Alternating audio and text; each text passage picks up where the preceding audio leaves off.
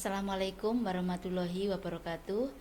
Alhamdulillah wa syukurillah, pada pagi yang berkah ini saya Sri Elianingrum, dosen Departemen Ekonomi Syariah Fakultas Ekonomi dan Bisnis Universitas Airlangga, akan menyampaikan materi dari mata kuliah Ekonomi Mikro Islam. Kali ini kita akan membahas terkait dengan pasar monopoli ya, salah satu dari struktur pasar yang kita pelajari. Jadi pasar ya, pengertian pasar sudah dibahas sebelumnya. Pasar itu adalah tempat bertemunya pembeli dan penjual ya, yang nantinya di sana akan didapatkan kesepakatan harga ya.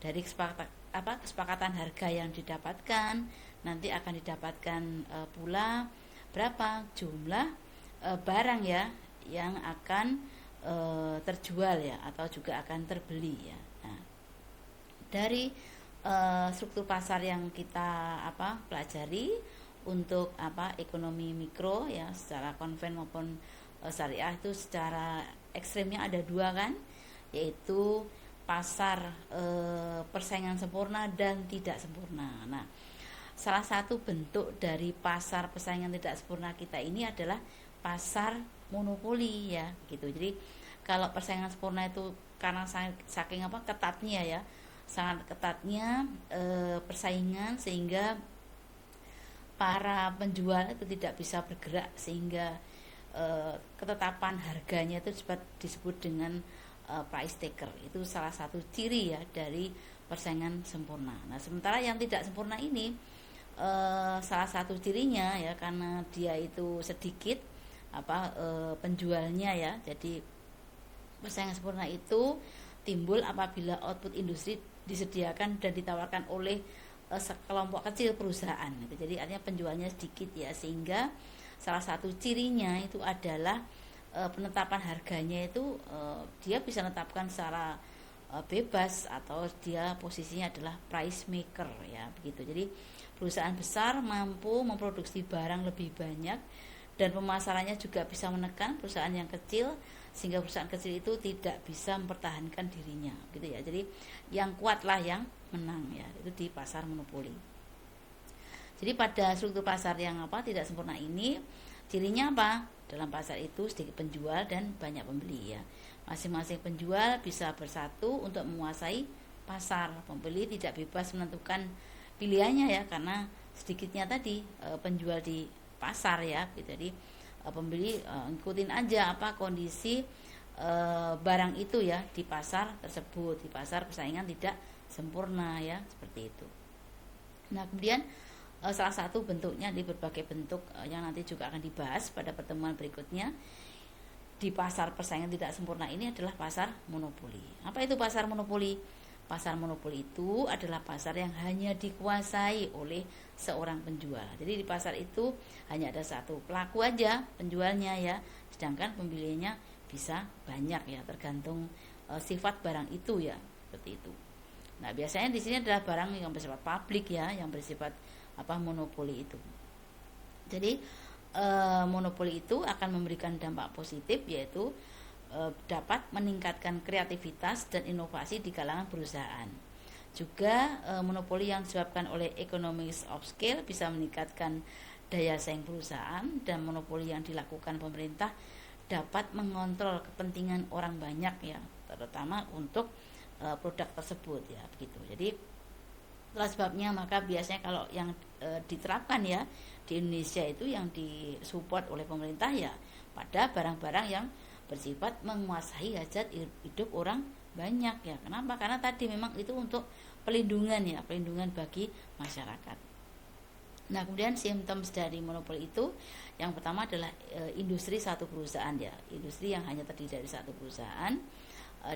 Dia juga penentu harga tadi ya, price maker. Jadi dia punya kekuatan pasar yang penuh ya begitu di pasar monopoli itu. Kemudian juga tidak ada kasus khusus untuk long termnya ya, jadi tidak memiliki masalah untuk jangka panjangnya karena dia bersifat monopoli ya, seperti itu. Nah, ini yang menjadi symptoms dari monopoli ya gitu.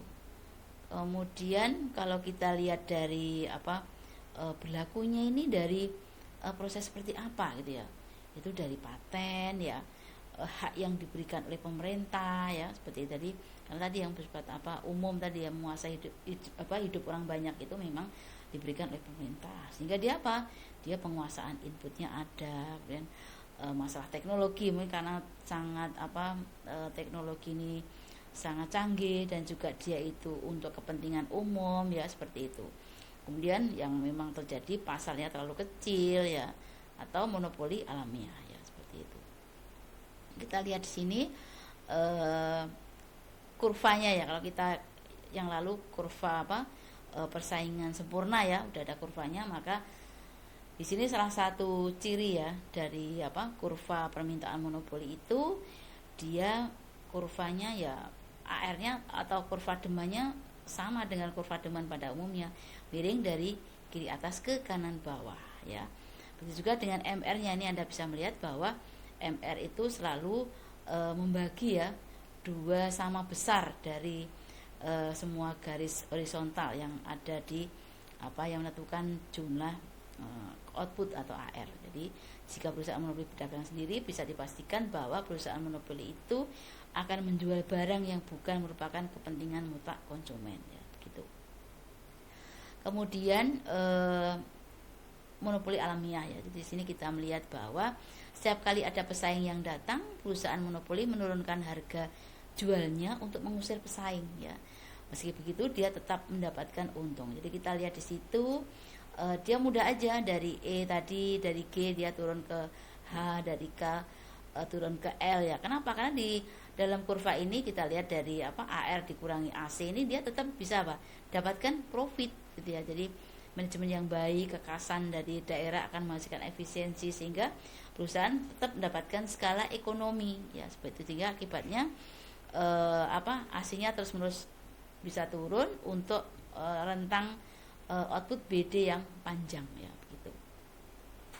Kemudian juga di sini kita juga harus melihat juga ya sebenarnya bahwa monopoli juga bisa rugi gitu ya. Nah, apa yang bisa menyebabkan dia rugi gitu ya? Ternyata kerugiannya itu bisa bersifat dari internal tapi juga bisa eksternal ya. Yang internal dari mana?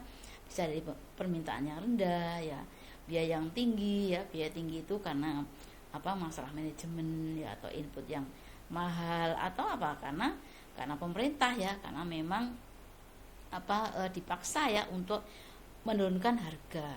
Kenapa? Karena dia itu bersifat publik, tadi kepentingan orang banyak, masyarakat misalnya di masa kondisi khusus ya, misalnya gitu kurang aman sehingga daya beli masyarakat turun. Nah, itu harus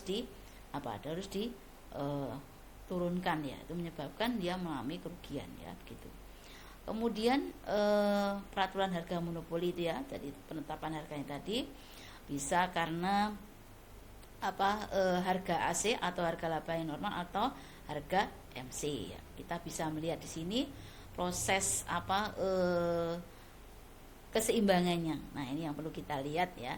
Jadi bahwa keseimbangan Anda bisa melihat di situ, yang syarat untuk equilibrium itu adalah MC sama dengan MR ya.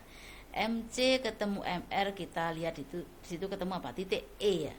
Titik E kita buat garis pertolongan B dan F ya. Nah, di situ kita dapatkan bahwa ternyata pada kondisi equilibrium outputnya sebesar OF ya. Sedangkan harganya yaitu ketemunya E tadi ditarik ke atas, ketemu titik B dan A ya, maka price-nya di sebesar OA ya, sehingga ketemu di situ besarnya TR itu adalah OABF, sedangkan besarnya cost ya, total cost-nya adalah ODCF, sehingga kita dapatkan profitnya sebesar ABCD. Itu adalah profit ya, TR dikurangi TC-nya. Berikutnya kita melihat terkait dengan peraturan monopoli ya, penetapan harga AC. Jadi perusahaan monopoli menjual output misalnya sebesar OF ya, tadi dari pertemuan MCMR itu kan ketemu E ya di situ. Nah, kemudian dari situ kita lihat bahwa garis pertolongan ketemu di F dan B ya. Nah, keuntungan sebesar ABCD tadi ketemunya sama ya dengan yang sebelumnya tadi, TR dikurangi TC. Pemerintah menganggap output terlalu sedikit atau harga terlalu tinggi ya. Sehingga P-nya ditetapkan menjadi OG misalnya gitu ya. Atau outputnya sebesar OH diperlebar ya. Sehingga ketemu kurva AR baru ya, MR-nya juga baru. Nah, sehingga kita bisa mendapatkan bahwa dari pertemuan tadi dari TR min TC itu ketemu di situ besarnya profit ya pada tingkat harga sebesar OG dan pada output sebesar OH tadi ya, tapi adalah pada segitiga yang segi empat yang berwarna biru atau kotak berwarna biru ya, seperti itu. Nah, kemudian lagi pada melalui harga MC, jadi selain AC juga bisa MC ya. Jadi di situ perusahaan monopoli menjual output sebesar OF lagi ya, sama dengan sebelumnya, harganya OA sehingga keuntungannya adalah ABCD. Nah, pemerintah menganggap output terlalu sedikit dan atau terlalu tinggi sehingga menetapkan aturannya harga melalui MC ya, di situ maka P-nya tadi melalui OG, outputnya OH ya, gitu ya. Nah, ini adalah beberapa penetapan pada peraturan monopoli ya. Nah, kita bisa lihat ya beberapa perusahaan yang bersifat publik ya, listrik kepentingan umum ya, PLN, KAI ini juga merupakan transportasi massal ya. Kita lihat juga bahwa alhamdulillah perkembangannya udah cukup signifikan walaupun dia relatif murah ya, tetapi fasilitas sudah cukup bagus, udah ber-AC, rapi, bersih ya. Kemudian juga PGN untuk gas ya, Pertamina, Pelindo, PDAM ya, apalagi PDAM ini merupakan harapan kita. Dia adalah perusahaan air daerah ya yang bisa memenuhi kebutuhan masyarakat, tetapi harapan kita adalah kenapa dia monopoli ya semuanya tadi, kan memang dia adalah output yang bersifat publik, yang bersifat hajat orang banyak. Nah, itu harus ada pelindungan dari pemerintah sehingga pada perusahaan-perusahaan ini ditetapkan adalah dia monopoli ya. Demikian, jadi itu yang saya bisa sampaikan materi dari monopoli. Saya kira sudah cukup. Akhirul kalam, wabillahi taufiq wal hidayah. Wassalamualaikum warahmatullahi wabarakatuh.